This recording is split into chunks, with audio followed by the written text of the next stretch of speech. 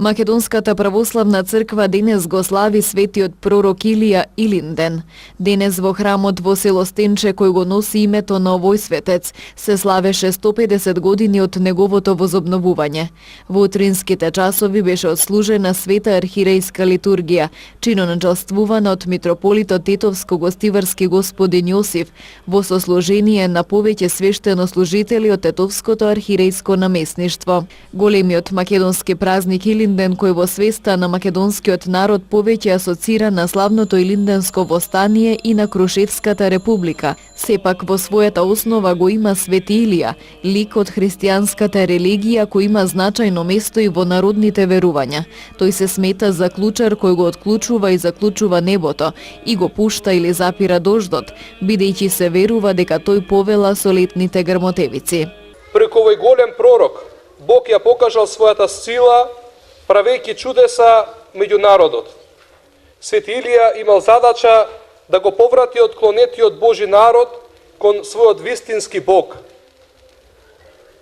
Тие, иако во тоа време го спознале вистинскиот Бог, се отклониле од неговиот пат, почнале да ги забораваат Божите заповеди и Божиот закон, а тоа довело до многу несреќи, поделби и страдања меѓу народот.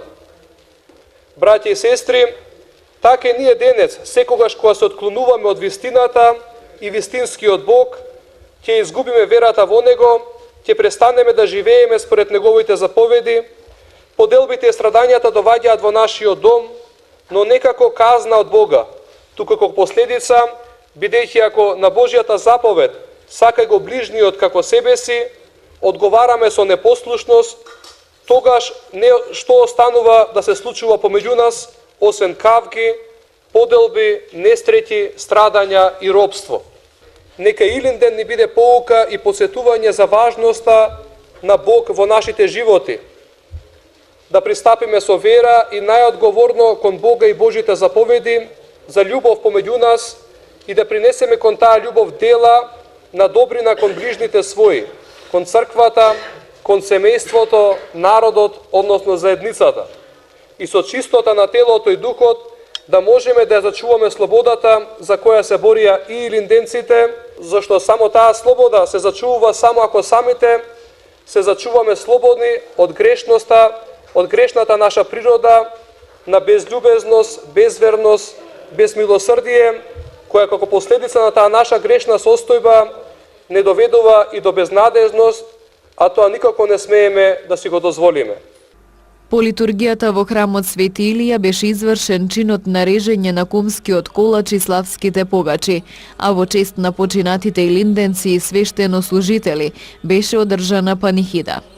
Зашто во Твоја слава и во чест на светиот пророк Илија ова се принесе од Твоите раби, затоа добар Боже на оние што во убаво украсили зашуваат спомен, подари им се што просат, за нивно спасение, по молитвите на Пресветата Владичица наша, Богородица, светиот пророк Илија, чисто го празнуваме на сите свети.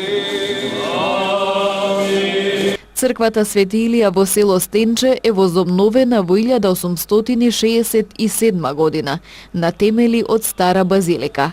Црквата веројатно е поврзана со археолошко наоѓалиште горе на Граиште, ние го викаме, да е градиште, кое потекнува од 5 век, рано христијанство, кој е било седиште на епископ, кој вршил покрстување на населението од овој дел на Полок и пошироко веројатно. Црквата е возобновена веројатно по иницијатива на селаните, затоа што биле претежно печалбари, веројатно ја изградиле, ја возобновиле црквата на тие темели од старата базилика. Село се претпоставува дека е старо 8000 години, кој што имаме доле археолошко наоѓалиште наречено Тумба, околу 600 метри под селово, каде што се ископани археолошки артефакти, многу ретки за овој дел од Пологот. Инаку доле се пронајдени мајката Божица, која е една од најстарите артефакти најдени на овој дел од селово. Пронајден е печат на селото, Пронајдени се и други керамички артефакти кои сега се наоѓаат во музеот во Скопје. На денешното чествување во храмот Свети пророк Илија во Стенче се одржаат две венчавки според старите традиции, каде зетот, невестата и сватовите беа облечени во свечена горнополошка носија. Пред Бога судбоносното да го кажаа младиот пар Љубиша и Ивона Герасимовски. Името на Отецот, Синот и Светиот Дух. Амин, амин,